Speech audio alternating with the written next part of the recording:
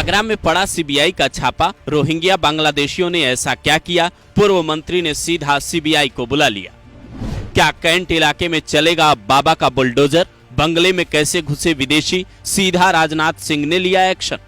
गोरखपुर के रास्ते एंट्री, वाराणसी में पड़ाव, रायबरेली में बनते कागज, फिर अलग अलग जिलों में ठिकाना। एटीएस का बड़ा खुलासा। ये वो लेटर है जिसने पूरे उत्तर प्रदेश को हिलाकर रख दिया है। योगी आदित्यनाथ खुद सोच रहे होंगे कि हमारे आवास से करीब 350 किलोमीटर दूर ये कितना बड़ा खेल चल रहा था, जिसे पकड़ने के लिए सीबीआई की टीम को पहुंचना पड़ा। अब तक रोहिंग्या और बांग्लादेशियों के मामले में स्थानीय पुलिस कार्रवाई करती है, लेकिन आगरा के कैंट इलाके में सीबीआई की एंट्री के बाद मामला गंभीर होता नजर आ रहा है। तो पहले पूरा मामला समझिए, फिर बताते हैं रोहिंग्याओं से जुड़े एक और मामले में एटीएस की जांच में क्या बड़ा खुलासा हुआ है।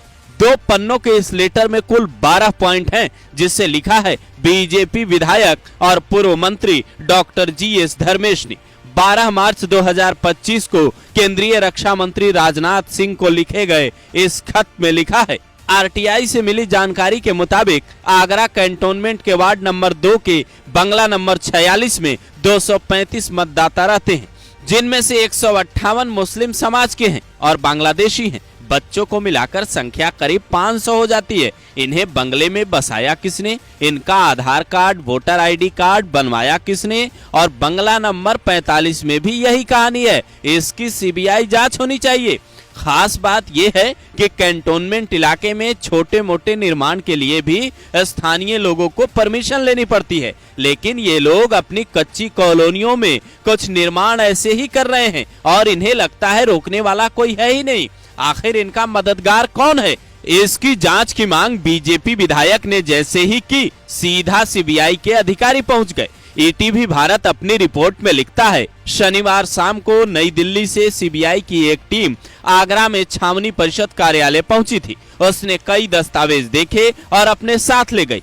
इस बारे में सीबीआई के साथ ही छावनी परिषद के अधिकारी कुछ भी बोलने से बच रहे हैं। अब इन आरोपों में कितना दम है ये जांच के बाद पता चलेगा, लेकिन अगर ये सच है तो फिर कार्रवाई कड़ी और बड़ी होनी चाहिए, क्योंकि बीते दिनों एटीएस की जांच में जो खुलासा हुआ है वो और हैरान करने वाला है। ये बात तो हर कोई कहता है कि पश्चिम बंगाल के रास्ते रोहिंग्या और बांग्लादेशी हिंदुस्तान में घुस रहे हैं और वहाँ उनकी मदद कुछ लोकल लोग करते हैं, लेकिन यूपी में इनकी संख्या कैसे बढ़ रही है जरा वो समझिए। ये उत्तर प्रदेश का नक्शा है, जिसमें गोरखपुर के रास्ते इन लोगों की एंट्री होती है। वहां से इन्हें वाराणसी, फिर कानपुर में रखा जाता है। वहां से रायबरेली, उन्नाव, संभल, बाराबंकी, बस्ती और सहारनपुर जैसे जिलों में रहने वाले कुछ एजेंट कागज तैयार करने में इनकी मदद करते हैं। यह खुलासा एटीएस ने अपनी जांच रिपोर्ट में तब किया जब रायबरेली से जिशान नाम का एक लड़का ऐसे घुसपैठियों के आधार कार्ड और तमाम दस्तावेज तैयार करते पकड़ा गया। ईटीवी भारत ने 2 अगस्त 2024 को यह रिपोर्ट एटीएस के हवाले से प्रकाशित की, जिसके बाद सवाल उठे कि क्या उत्तर प्रदेश में अब भी घुसपैठियों के मददगार छिपे बैठे हैं, और अगर हाँ तो एक एक को पकड़ा क्यों नहीं जा रहा? क्या जैसे पाकिस्तानियों को ढूंढ ढूंढ कर बाहर निकालने का आदेश दिया गया, ठीक वैसा ही आदेश केंद्र सरकार को अब घुसपैठियों को लेकर देना होगा, रोहिंग्या बांग्लादेशियों को लेकर देना होगा, या फिर इसका कोई और इलाज होना चाहिए?